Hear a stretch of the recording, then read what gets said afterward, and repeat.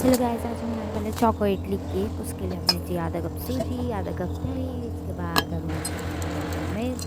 उसके बाद हमने इसमें डाला 1.5 स्पून कोको पाउडर और 2 स्पून शुगर। उसके बाद हमने कर दिया है इसे थोड़ी से मिक्स और दूसरी से हमने इसको मैच की। इसमें से हम डालेंगे चॉकलेट, वनीला चॉकलेट, इसके टेस्ट बहुत जल्दी आने वाले हैं।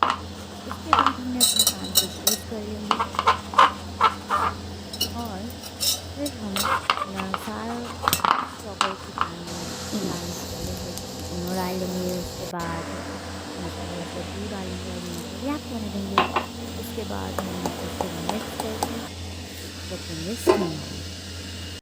उसके बाद हमें 15 से 20 मिनट बाद देखेंगे कि बहुत ही यम्मी चॉको इडली रेडी हो गई है।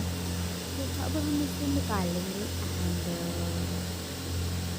और क्या करेंगे, तो